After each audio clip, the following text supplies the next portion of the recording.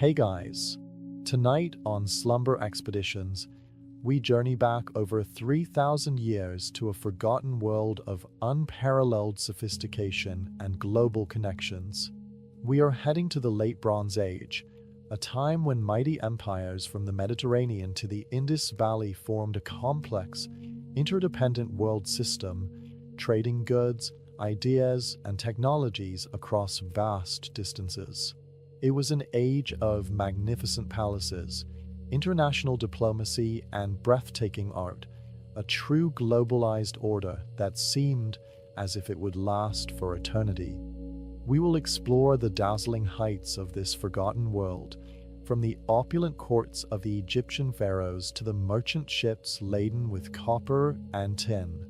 We will witness the intricate web of trade and diplomacy that bound these great kingdoms together in a delicate balance of power. Then, we will trace the first faint cracks in this brilliant edifice, the initial warnings that went unheeded before the entire system shuddered and fell into a profound darkness. This is the story of the world's first global collapse, a silent apocalypse that reset the course of human history. So, before you settle in, if you're finding comfort in these explorations of ancient mysteries, please consider liking this video and subscribing to the channel, but only if you genuinely like what we do here. We would also love to hear from you in the comments below. Tell us where you're listening from and what time it is there. It's always fascinating to connect with a global community of curious minds who share this fascination with history's greatest turning points. Now, dim the lights, maybe turn on a fan for that soft background hum, and let's ease into tonight's journey into a lost world. You stand in the great throne room of the palace at Knossos on the island of Crete,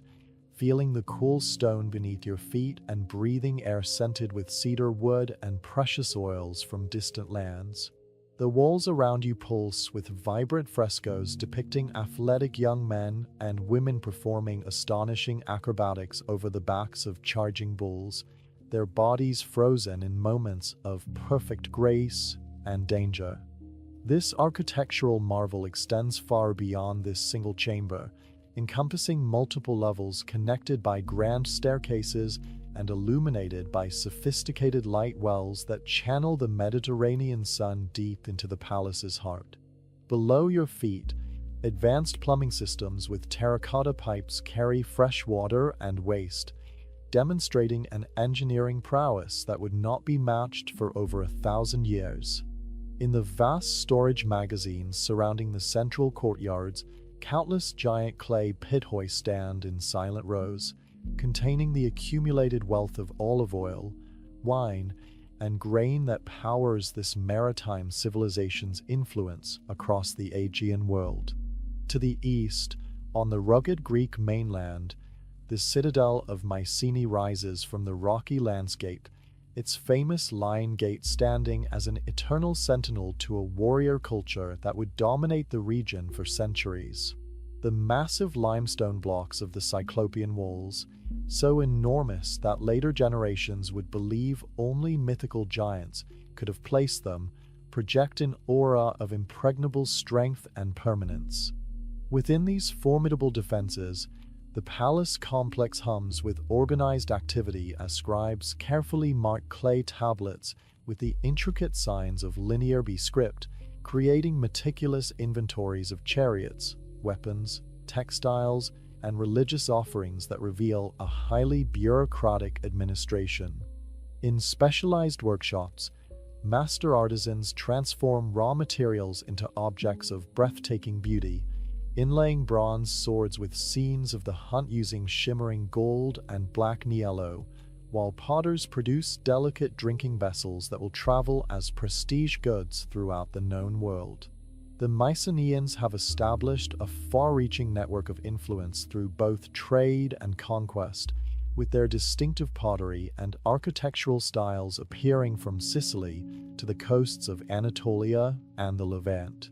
Across the Wine-Dark Sea, the Hittite Empire dominates the Anatolian plateau from its formidable capital at Hatissa, a city protected by monumental walls stretching for kilometers and incorporating secret tunnels for surprise sorties and emergency supplies. The royal archives here contain over 30,000 clay tablets preserving every aspect of this sophisticated civilization, from detailed legal codes that govern daily life to meticulous records of diplomacy and military campaigns that stretched across generations. The Hittites guard the precious technological secret of advanced iron smelting, producing weapons and tools superior to bronze, though they carefully control this knowledge as a strategic advantage over their rivals. Their correspondence with other great powers, particularly the Egyptians to the south, reveals a complex relationship of competition and cooperation, with letters filled with familial terms like brother alongside elaborate gift exchanges and tense negotiations over border territories and spheres of influence. This was a recognized club of great powers who understood they existed within an interconnected system where the actions of one could dramatically affect all others. In the sun-baked Nile Valley, the new kingdom of Egypt stands at its magnificent zenith under rulers like Ramesses II, controlling an empire that stretches from the gold-rich lands of Nubia to the strategic territories of Syria-Palestine. The monumental temples at Karnak and Luxor, with their forest of massive columns carved to resemble papyrus and lotus plants, proclaim the glory of the gods and the pharaohs who serve as their earthly representatives, their walls covered in hieroglyphic accounts of military victories and divine favor. Egypt's incredible wealth flows from multiple sources: gold from the eastern desert and Nubian mines, agricultural surplus from the reliably fertile Nile floodplains, and tribute from vassal states throughout the Levant, making it the economic superpower of the Bronze Age world.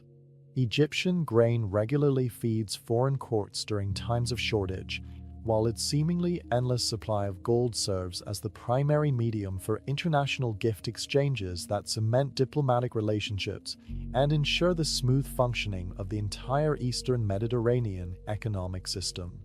The stability of Egypt provides the foundation upon which the entire late Bronze Age world order rests, making its eventual troubles particularly catastrophic for the entire interconnected system. Linking these great powers together are the merchant princes of the Levantine coast,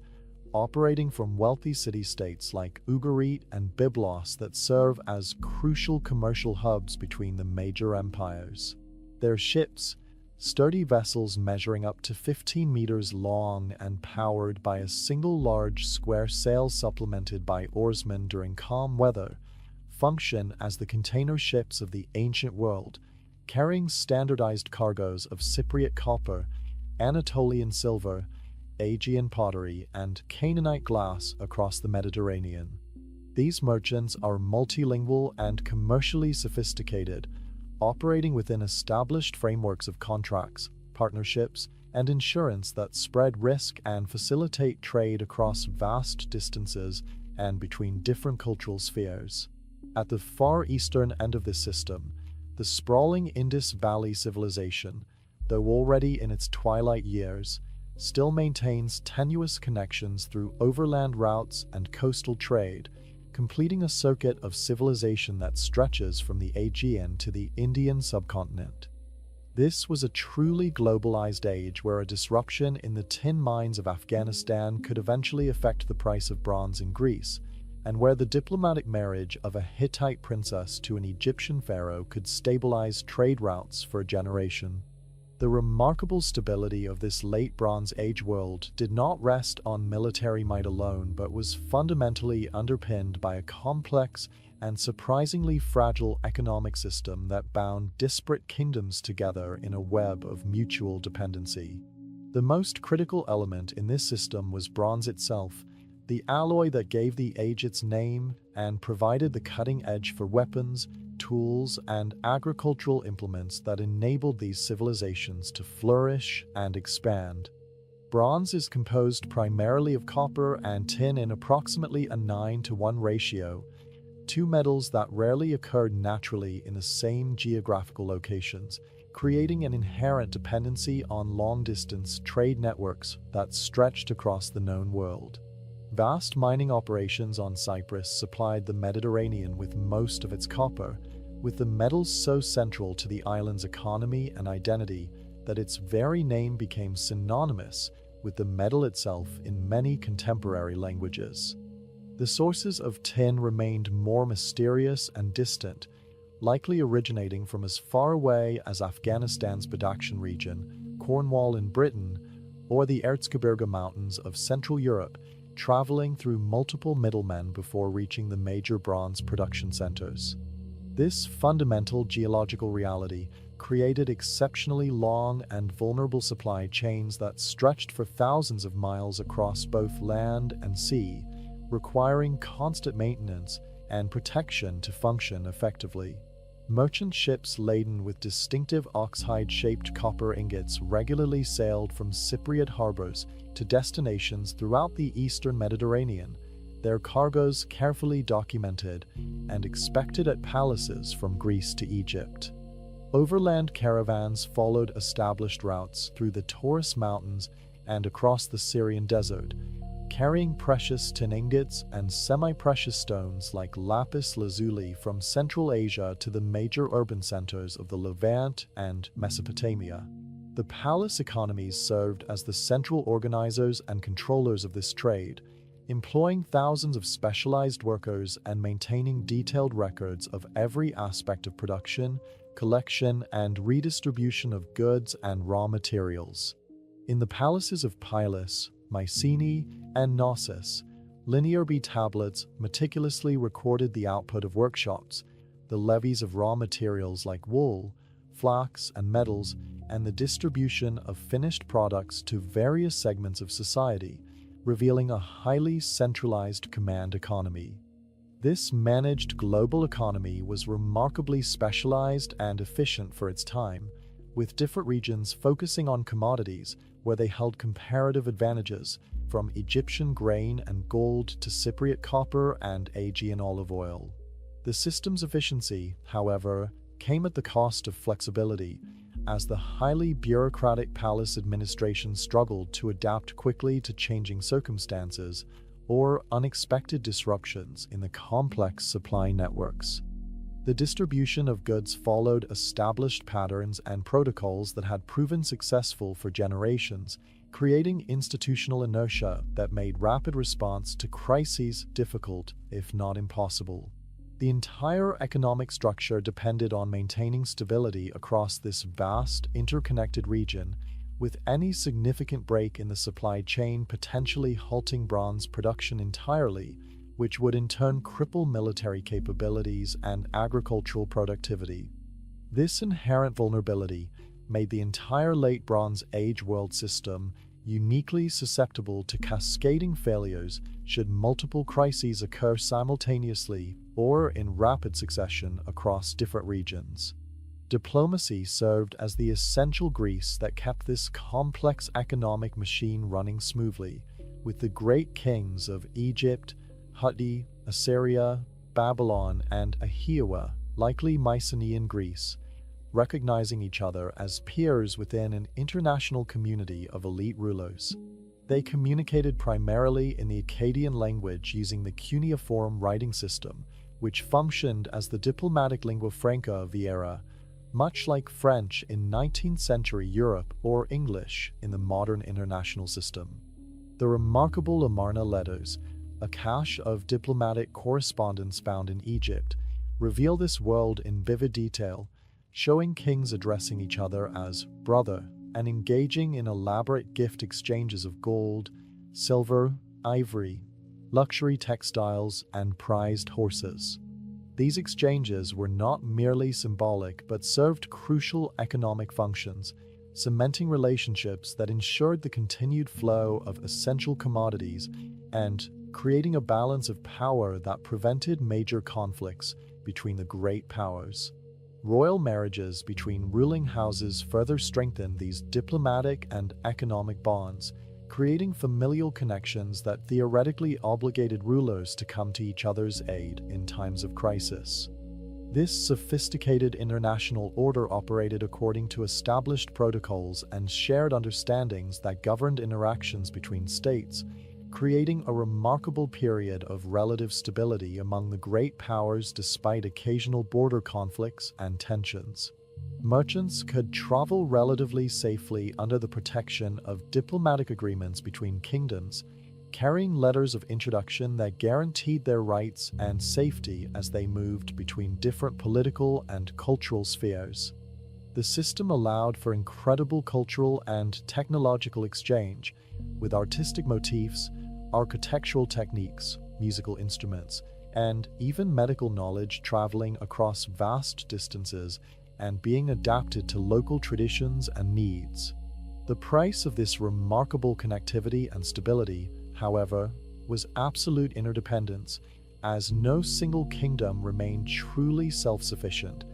each relying on the smooth functioning of the entire system for essential commodities, technological innovations, and even basic food security during periods of local shortage.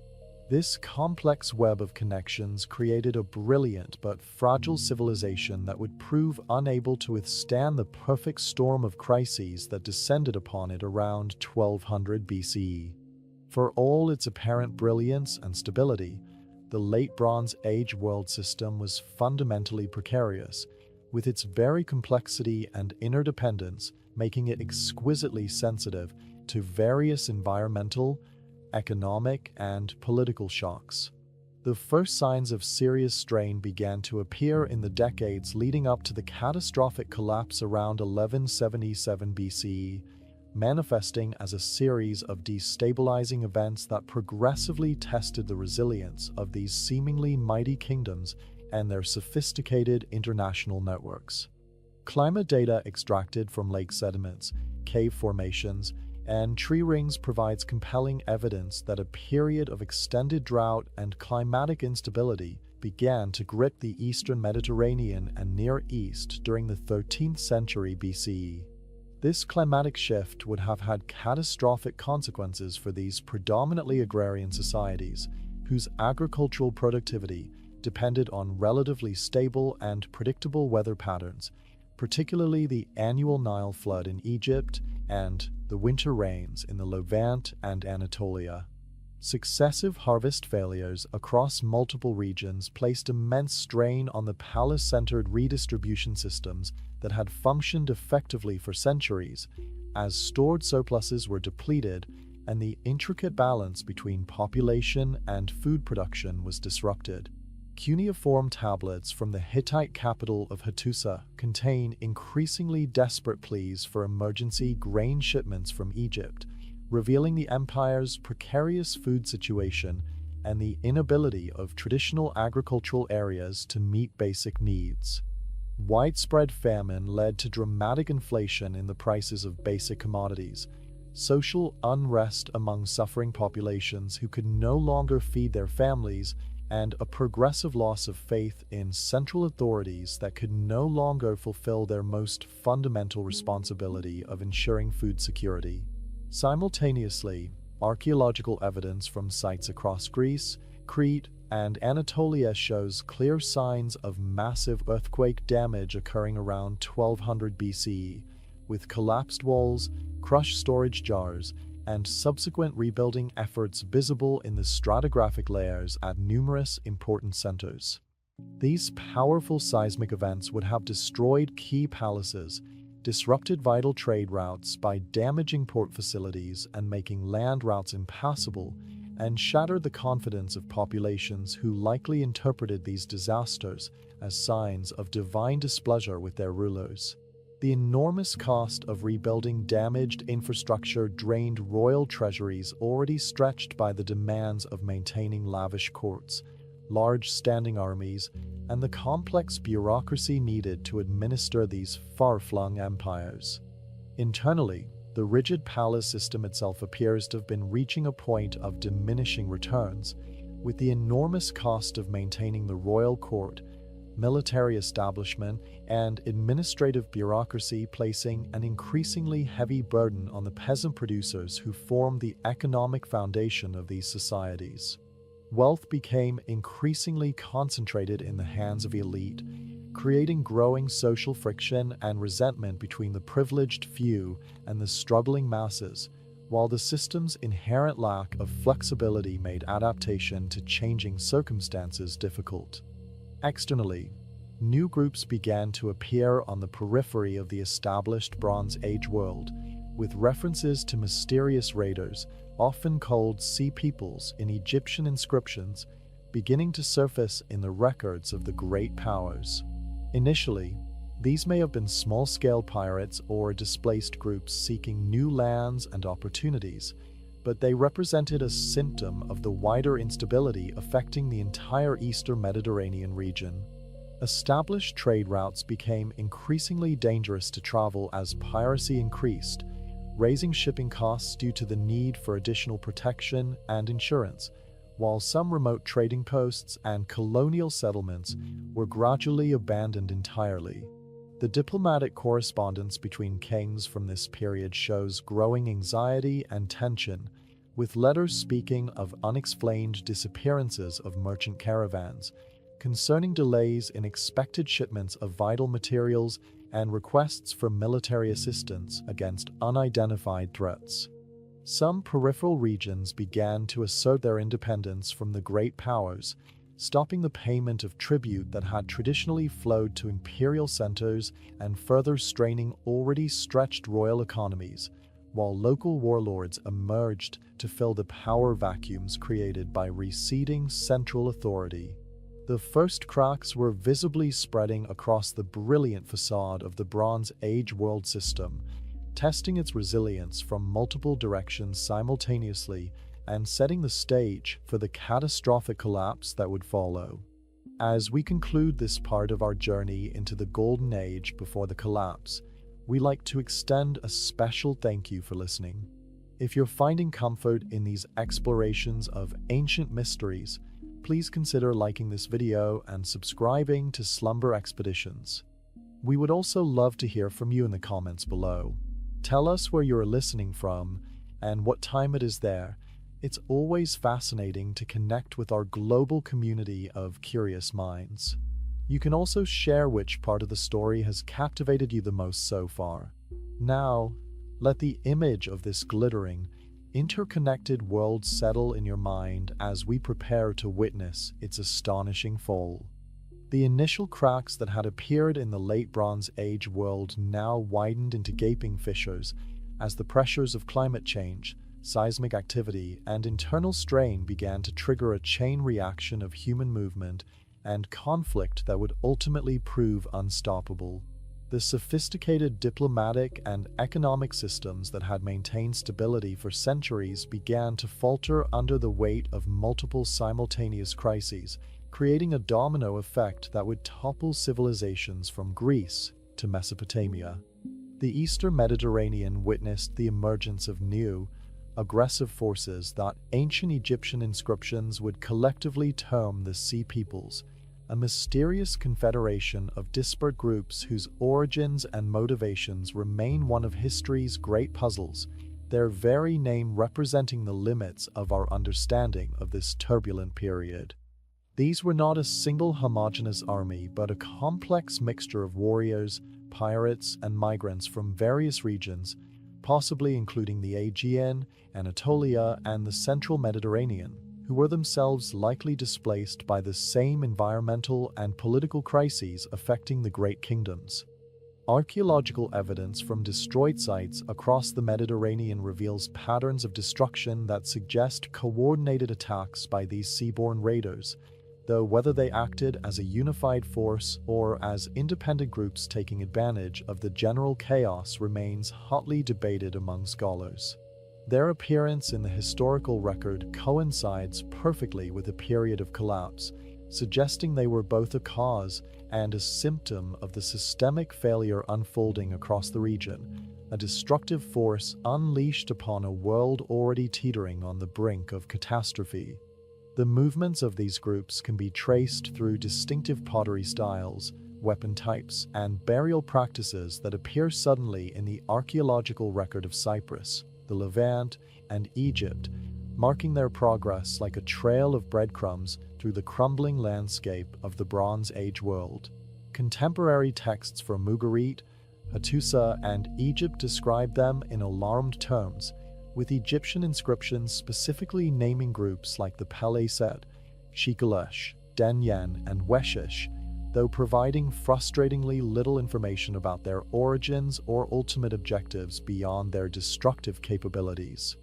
The tactics and composition of these sea peoples revealed a formidable and adaptable threat that the traditional Bronze Age powers were ill-equipped to counter, representing a new kind of warfare that bypassed the established conventions of Bronze Age conflict. Egyptian reliefs at Medinet Habu depict them arriving by both sea and land, traveling in distinctive ships with high prows and stern posts unlike any known military vessels of the era, and bringing their families and possessions in ox-drawn carts, indicating a migration of entire communities rather than just a raiding force.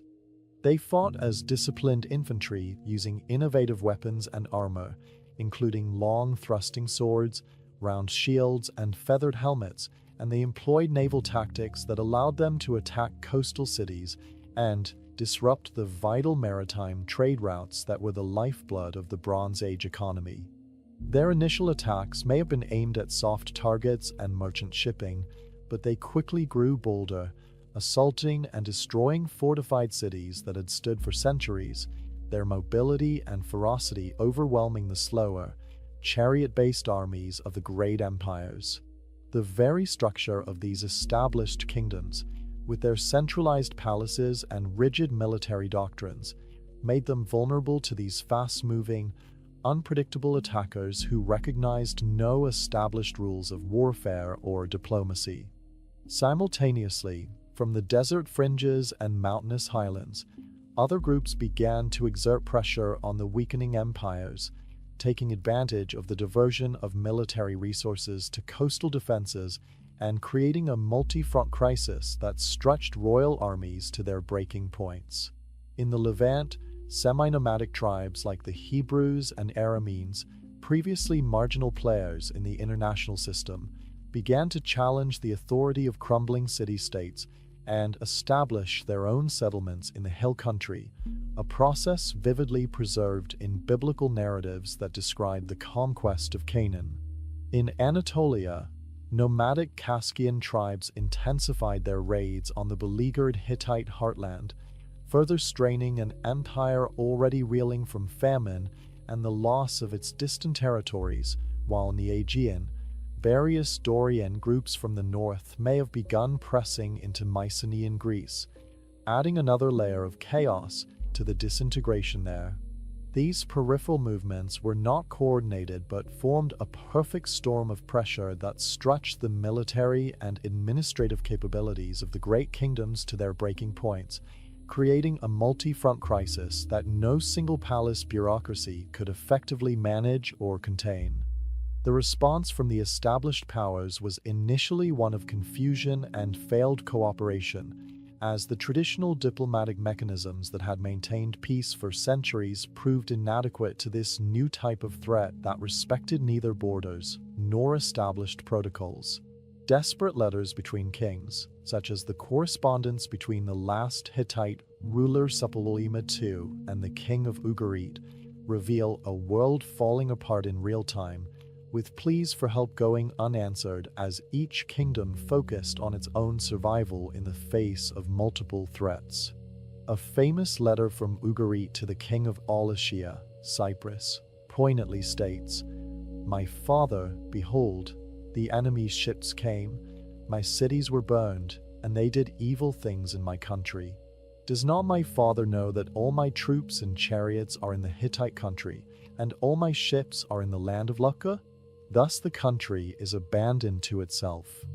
This communication breakdown and failure of collective security meant that the city-states and kingdoms fell one by one, unable to combine their forces against the migratory threats that moved through the region with devastating speed and coordination, dismantling the international order piece by piece. The very interconnectedness that had been the Bronze Age's greatest strength became its fatal weakness, as the collapse of one node in the network created cascading failures throughout the entire system.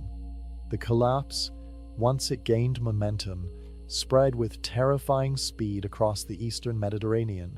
toppling civilizations that had endured for centuries in a devastating domino effect between approximately 1220 and 1177 BCE, a period that represents one of the most dramatic breakdowns in human history. The first to fall was the Mycenaean Greek world, where the magnificent palatial centers that had dominated the region for centuries were violently destroyed in a wave of conflagrations that left layers of ash and destruction at every major site from Pylos in the southwest to Thebes in the northeast. The great citadels of Mycenae, Tiryns, Pylos, and Thebes all show evidence of violent destruction around 1200 BCE, with their massive walls breached, their palaces burned, and their administrative systems abruptly ending as the linear B script disappears from the archaeological record entirely, suggesting the complete collapse of the bureaucratic class that had managed these complex states. The population declined dramatically, with many survivors abandoning the coastal plains and nucleated settlements for more defensible locations in the mountains, while long-distance trade with the eastern Mediterranean ceased almost completely, severing Greece from the international system and ushering in a period of isolation and cultural simplification that archaeologists would later call the Greek Dark Ages. In Anatolia, the mighty Hittite Empire, which had rivaled Egypt for supremacy in the Near East and controlled a vast territory stretching from the Aegean coast to northern Syria, suffered a complete and catastrophic collapse that erased it as a political entity from history and memory for over 3,000 years. The capital Hattusa was not merely conquered but systematically abandoned, with its monumental gates and temples left undefended and its massive citadel burned in a final conflagration around 1180 BCE, after which the site was never reoccupied as a major urban center, becoming instead a ghost city whose ruins would only be rediscovered in the 19th century. The empire's intricate network of vassal states and trade routes disintegrated, with important secondary centers like Troy Viace and Tarhuntassa showing evidence of destruction and changing material culture that indicates a breakdown of Hittite control and the emergence of new political formations in the aftermath. The Hittites' carefully guarded monopoly on iron production technology was lost in the chaos, dispersing this crucial knowledge throughout the region and eventually contributing to the rise of the Iron Age, one of the few positive legacies of this destructive period that would ultimately transform military technology and agricultural productivity across the Mediterranean world. The prosperous city-states of the Levantine coast, which had served as the crucial commercial hubs linking Mesopotamia, Anatolia, and Egypt, were almost entirely destroyed in this period, with their wealthy trading centers reduced to smoking ruins and their sophisticated multicultural societies dispersed or subsumed by new population groups. Ugarit, one of the most important ports in the eastern Mediterranean, with its extensive royal archives documenting international trade and diplomacy, was completely destroyed around 1185 BCE, with archaeological evidence showing a violent end followed by abandonment. Its sophisticated multicultural society and extensive commercial archives suddenly silenced forever in a destruction layer that contains scattered arrowheads, smashed tablets, and evidence of intense fire. Other major centers like Haza, Megiddo, and Lachish in Canaan show clear destruction layers dating to this period, often with evidence of violent conquest and changes in material culture that suggest new populations taking control of these strategic sites and establishing different cultural and political patterns in the region. The destruction of these coastal cities had a catastrophic impact on Mediterranean trade, as the sophisticated commercial networks that had distributed Cypriot copper, Aegean pottery, and Anatolian silver throughout the region ceased to function. creating an economic vacuum that would take centuries to fill and dramatically reducing the material wealth and technological sophistication of the entire Eastern Mediterranean basin. Even Egypt, the wealthiest and most stable of the Bronze Age powers, with its seemingly inexhaustible agricultural surplus and gold reserves, was pushed to the brink of destruction, surviving only through immense effort and at great cost to its empire and prosperity in the face of multiple threats. The pharaoh Merneptah and later Ramesses III faced major invasions by the sea peoples in both the Nile Delta and by land through Libya, fighting desperate battles to prevent the complete collapse of their civilization, as recorded in the famous inscriptions at Karnak and Mennet Habu that describe these conflicts in apocalyptic tones. The famous inscriptions and reliefs at Mennet Habu document these conflicts in vivid detail, showing chaotic naval battles and infantry combat against the invading forces, whom Ramesses III claims to have defeated decisively, though the archaeological record suggests significant disruption nevertheless, including the destruction of Egyptian administrative centers in Canaan and the loss of control over lucrative trade routes. While Egypt managed to preserve its political independence and cultural continuity, it lost its extensive empire in the Levant, saw its international trade networks severely disrupted, and entered a period of economic decline and political fragmentation that would eventually lead to the Third Intermediate Period, marking the end of its role as the central pillar of the Bronze Age world system that had connected continents for centuries. The Bronze Age collapse represents one of history's most compelling examples of a system's collapse, where multiple interconnected failures reinforce each other to bring down an entire civilization in a surprisingly short period, creating a catastrophic failure that was far greater than the sum of its individual parts. The traditional explanations that focus on single causes, whether invasion, earthquake, or drought, have proven inadequate to explain the scale, speed, and comprehensiveness of the collapse that swept across the entire Eastern Mediterranean and Near East within roughly a single generation. Modern scholarship increasingly understands this event through complexity theory, which examines how systems reaching a high level of interconnection and specialization can become vulnerable to cascading failures when multiple stresses occur simultaneously, creating a perfect storm of crises that overwhelms the system's capacity to adapt and recover. The late Bronze Age world had become a tightly coupled system where a disruption in one area, like the tin mines of Afghanistan or the copper shipments from Cyprus, could create immediate problems in distant regions, from Greece to Mesopotamia, that depended on these resources for their basic economic and military functions, creating vulnerabilities that would have been unimaginable in earlier, less interconnected periods. The economic dimensions of the collapse were particularly devastating because the palace-centered redistribution systems had eliminated redundancy and local self-sufficiency in favor of efficiency and specialization, creating an economic house of cards that came tumbling down when key components failed.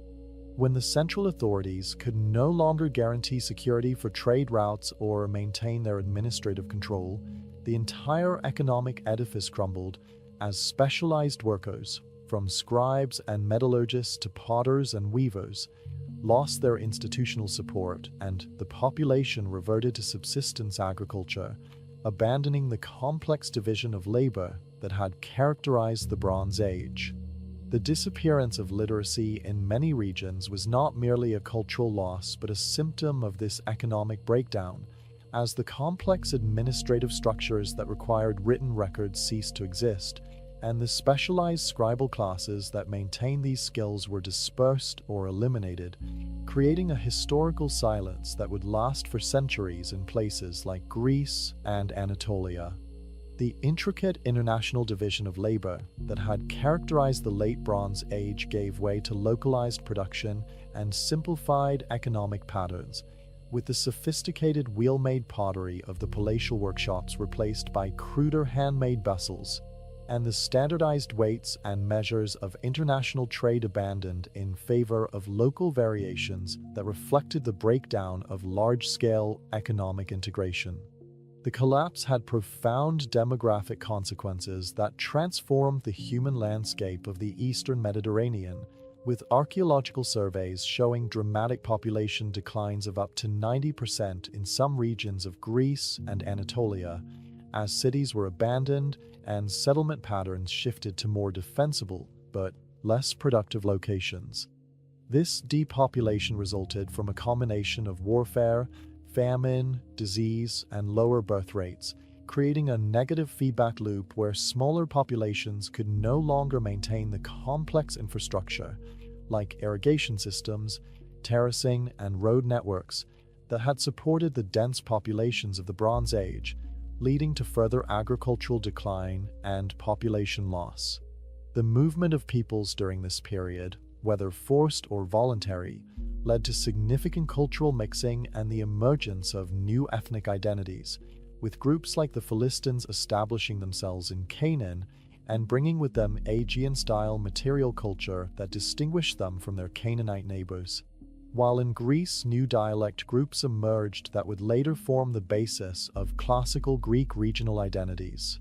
In the long term, this demographic upheaval created the conditions for the new societies that would eventually emerge from the darkness, including the Phoenician city-states, the Israelite kingdoms, and the Greek polis. But the immediate consequence was a dramatic simplification of social and political organization across the region as populations contracted and centralized authority dissolved. Perhaps the most lasting consequence of the Bronze Age collapse was the technological and cultural regression that affected every aspect of life, from architecture and art to literacy and engineering, creating a civilizational setback that would take centuries to overcome in most regions. The sophisticated palatial architecture of the Mycenaeans and Minoans, with their corbelled vaults, light wells, and elaborate drainage systems, was replaced by simpler structures, while the monumental scale of Hittite and Egyptian building projects disappeared for centuries, reflecting both the loss of technical knowledge and the collapse of the social organization necessary for such ambitious constructions. The loss of literacy was particularly devastating in Greece and Anatolia, where the linear B and cuneiform scripts were completely forgotten, creating a historical gap that separates the Bronze Age civilizations from their Iron Age successors and forcing historians to rely almost entirely on archaeology rather than written records for understanding this transitional period. A silence that stands in stark contrast to the detailed administrative records of the preceding era. The technological regression was not uniform, however, as the disruption actually facilitated the spread of ironworking technology that had previously been monopolized by the Hittites, laying the foundation for the Iron Age that would follow, demonstrating how collapse could simultaneously destroy a sophisticated civilization while clearing the way for new technological and social developments that would eventually build the classical world. As we conclude this part of our journey into the great unraveling of the Bronze Age world, we'd like to extend a special thank you for listening. If you're finding comfort in these explorations of ancient mysteries, please consider liking this video and subscribing to Slumber Expeditions. We would also love to hear from you in the comments below. Tell us where you're listening from and what time it is there. It's always fascinating to connect with our global community of curious minds. You can also share which part of the story has captivated you the most so far. Now, let the scale of this civilizational collapse settle in your mind as we prepare to explore its aftermath and legacy in our final chapter. In the immediate wake of the collapse, a profound silence descended upon the Eastern Mediterranean world, a cultural and historical darkness that would persist for nearly 3 centuries in what historians term the Late Bronze Age Dark Age, creating a rupture in human history that separates the Bronze Age from the Iron Age civilizations that would eventually follow. The vibrant international connections that had characterized the previous era were severed almost completely, with trade routes abandoned, diplomatic correspondence ceasing, and the flow of goods, people, and ideas between regions reduced to a trickle, isolating communities that had previously been part of a cosmopolitan international system. Archaeological evidence from this period shows dramatic declines in both the quantity and quality of material culture, with sophisticated pottery styles replaced by cruder local variants, metalwork becoming rarer and less elaborate, and monumental construction virtually disappearing from the archaeological record as the social organization and technical knowledge required for such projects were lost. Settlements contracted dramatically in size, with populations abandoning exposed coastal locations and open plains for more defensible hilltop sites, reflecting the pervasive insecurity and breakdown of central authority that followed the collapse of the palace-based systems that had maintained order for centuries, a retreat from complexity that affected every aspect of life. The psychological and cultural impact of this collapse on the survivors was profound, creating a fundamental break in historical consciousness and collective memory that separated the Bronze Age world from what would follow, with the trauma of collapse preserved in myth and legend that only dimly reflected the reality of what had been lost. In Greece, the memory of the Mycenaean palatial period was preserved only in fragmentary form through oral poetry that would eventually evolve into the Homeric epics, which romanticized a largely forgotten age of heroes and magnificent citadels, transforming historical events like the Trojan War into mythological narratives that served the cultural needs of a later age. In Anatolia and the Levant, the great Hittite and Canaanite civilizations were virtually erased from memory, their languages forgotten, and their monumental cities lying in ruins. Their very existence would remain unknown to later generations until archaeologists began piecing together their history in the 19th and 20th centuries, creating one of the most dramatic examples of historical amnesia in human history. The trauma of collapse manifested in material culture through a simplification of artistic expression, with the naturalistic and complex artistic styles of the Bronze Age giving way to more schematic and geometric forms, particularly in Greek proto-geometric pottery, which represented both a technological regression and an aesthetic reboot following the disappearance of the sophisticated palatial workshops that had previously driven artistic innovation. The political landscape was completely transformed by the collapse, with the large territorial empires and kingdom-based systems of the Bronze Age replaced by smaller, more localized political units throughout the Eastern Mediterranean, creating a fragmentation of power that would characterize the early Iron Age.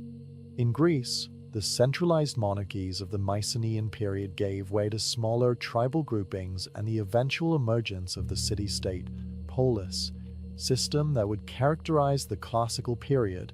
a development that may have been facilitated by the breakdown of the previous palatial hierarchies and the need for more community-based forms of organization in the absence of strong central authority. In the Levant, the destruction of the major Canaanite city-states created a power vacuum that allowed for the rise of new ethnic groups like the Philistines, Israelites, and Phoenicians, who established smaller kingdoms and city-states that would play crucial roles in the subsequent Iron Age, each developing distinctive cultural and political traditions that reflected their particular historical experiences during and after the collapse. Anatolia fragmented into various smaller Neo-Hittite and Phrygian principalities that controlled limited territories, while Mesopotamia saw the decline of Kassite Babylonian power and the rise of Assyria as a new imperial force, though on an initially more modest scale than the Bronze Age empires that had preceded it, demonstrating how the collapse reset political complexity across the entire region. Despite the widespread regression, there were important technological and social innovations that emerged from the ashes of the Bronze Age collapse, adaptations to the new realities of a simpler, more dangerous world that would ultimately provide the foundation for the classical civilizations to come. The most significant technological development was the widespread adoption of ironworking, which spread rapidly as the bronze trade networks collapsed and the Hittite monopoly on the technology was broken, making metal tools and weapons more accessible beyond elite circles and eventually transforming both agriculture and warfare throughout the Mediterranean world. In warfare, the dominance of the chariot-based aristocracy ended, replaced by infantry-based armies that were cheaper to equip and maintain, a development that had profound social implications by reducing the military advantage of the wealthy elite and creating opportunities for broader political participation in the new states that emerged from the Dark Age. New forms of social organization emerged, including the rise of covenant-based communities in the Levant that bound people together through shared law and religious belief rather than allegiance to a monarch, as seen in early Israelite society, while in Greece the polis represented a new kind of political community based on citizenship rather than subjecthood. The alphabet, which had been developed in the late Bronze Age but remained a marginal script, began to spread more widely as the complex cuneiform and hieroglyphic systems declined, laying the foundation for more widespread literacy in the subsequent Iron Age and eventually enabling the cultural flourishing of classical Greece and the intellectual traditions that would shape Western civilization. The period of recovery from the Dark Age was gradual and uneven across the Eastern Mediterranean, beginning around 950 BCE and gaining momentum over the following 2 centuries as stability slowly returned and new patterns of civilization emerged from the simplified societies that had survived the collapse. The first signs of revival appeared in the Levant, where the Phoenician city-states of Tyre, Sidon, and Byblos began to re-establish long-distance trade networks across the Mediterranean, venturing as far as Spain and North Africa in search of metals and other resources that were no longer available through the old Bronze Age networks that had collapsed. These Phoenician traders brought with them not only goods, but also their simplified alphabetic writing system, which they spread to various Mediterranean peoples, including the Greeks, who adapted it to create their own alphabet around 800 BCE, a development that would ultimately transform the cultural landscape of the Mediterranean world.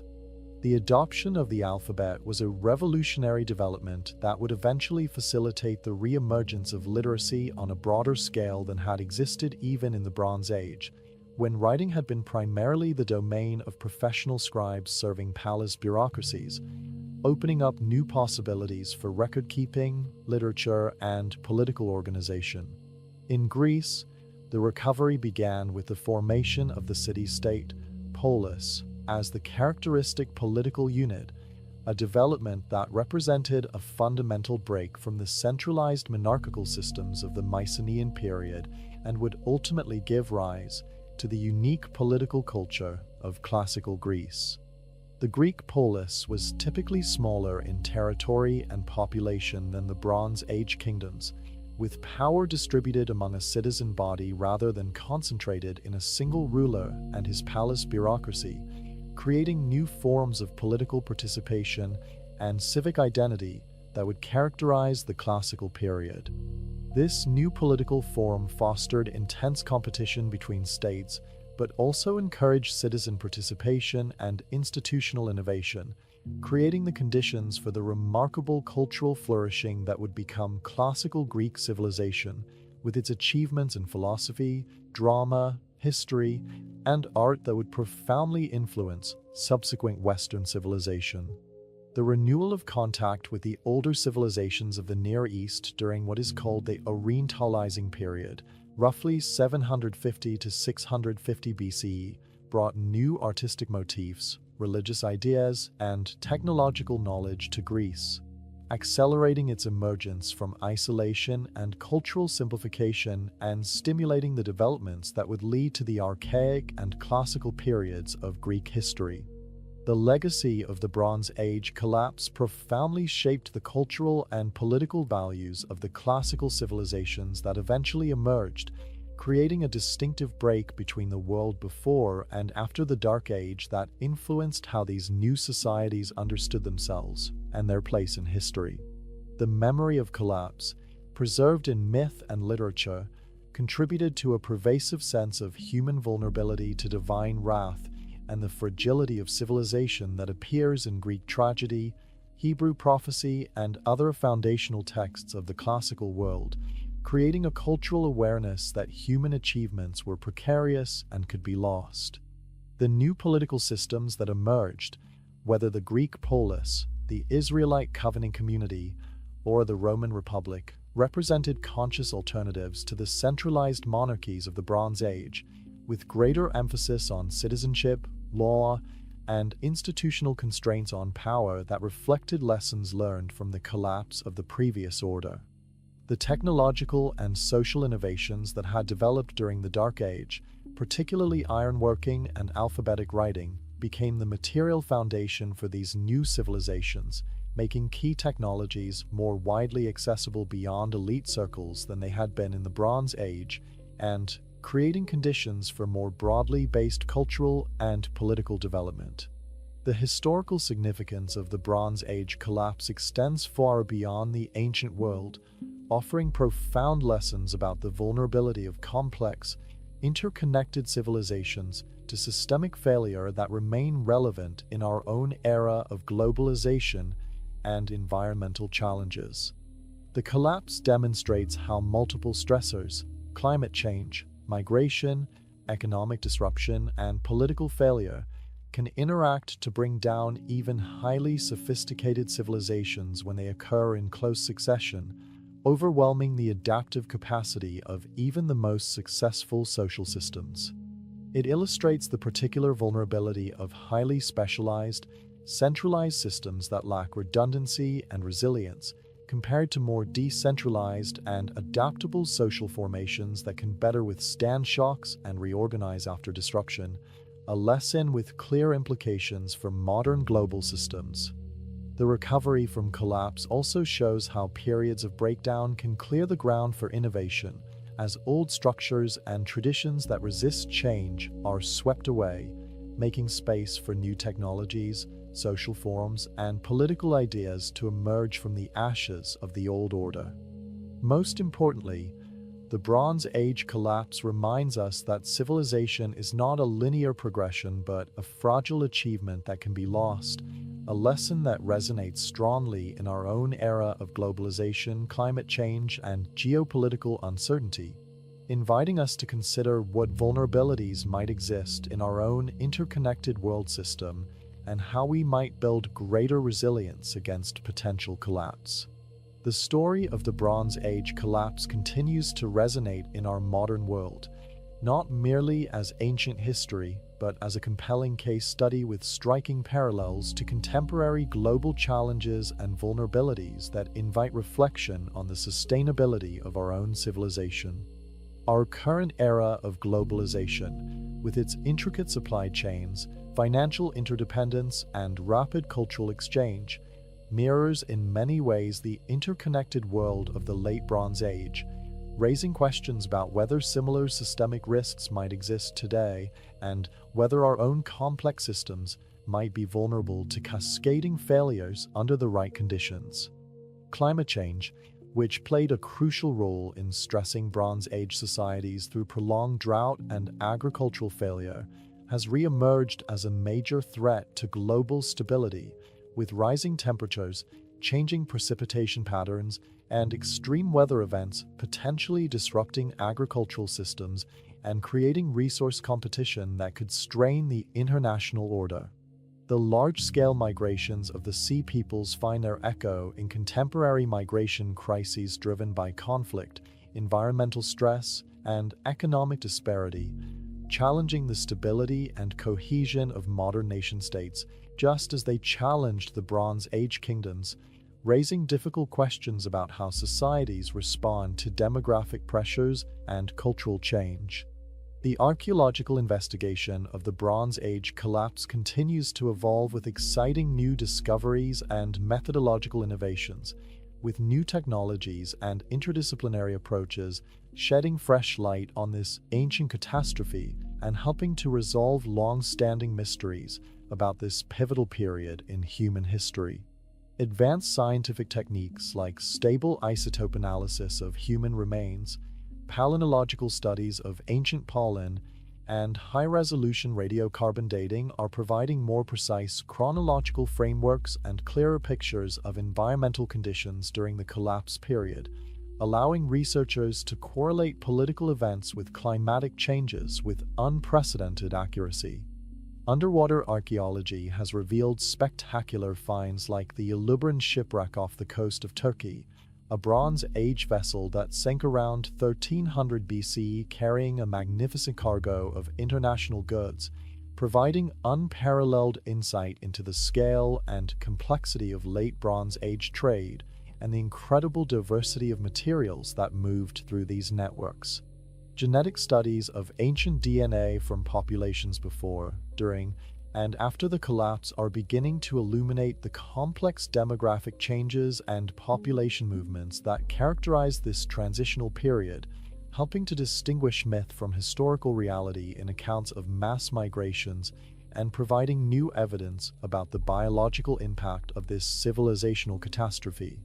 Despite these advances, significant mysteries about the Bronze Age collapse remain unresolved and continue to fuel scholarly debate and public fascination with this pivotal moment in human history, ensuring that this ancient catastrophe remains a vibrant area of research and speculation.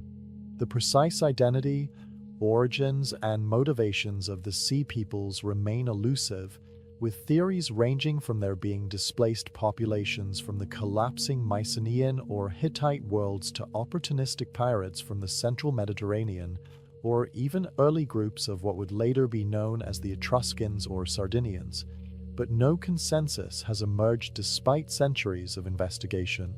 The relative importance of the various factors, climate change, invasion, internal rebellion, earthquakes, and systems failure, in causing the collapse continues to be debated, with different scholars emphasizing different elements of this complex catastrophe and the interaction between them, reflecting the challenge of understanding multi-causal historical events. The remarkable speed and comprehensiveness of the collapse, which affected an area stretching from Greece to Mesopotamia within a generation, raises questions about whether there was coordination among the various disruptive forces, or whether this was simply a perfect storm of unrelated crises that happened to converge at the same time, a mystery that may never be fully resolved. The most enduring legacy of the Bronze Age collapse may be what it teaches us about the nature of civilization itself, its remarkable achievements, its unexpected vulnerabilities, and its capacity for renewal after even the most devastating setbacks that destroy complex social systems. The collapse demonstrates that civilizations are not permanent entities, but dynamic systems that can reach peaks of complexity and interconnection that make them vulnerable to catastrophic failure when multiple stresses converge, challenging the assumption that technological and social progress is inevitable or irreversible. It shows that the most sophisticated achievements of civilization, literacy, monumental architecture, international trade, and specialized craft production can be surprisingly fragile and dependent on maintaining stable conditions and complex support systems, and that these cultural accomplishments can be lost remarkably quickly when those conditions change dramatically. Yet the aftermath of collapse also reveals humanity's remarkable resilience and capacity for innovation as survivors adapted to new realities, developed new technologies, and eventually built new civilizations from the ashes of the old, often incorporating elements of what had been lost while creating fundamentally new social and political forms. This silent apocalypse of the Bronze Age thus stands as both a warning and a hope, a reminder of civilization's fragility, but also testimony to the enduring human spirit that can navigate even the darkest of ages and eventually emerge to create new light, a lesson that resonates across the millennia to our own uncertain times. We have reached the end of our slumber expedition for this evening. Thank you for joining us on this profound journey through the rise, collapse, and rebirth of a forgotten world. May the quiet lessons of this ancient apocalypse linger with you, a gentle reminder of the cycles of history and the resilience of the human spirit in the face of unimaginable change.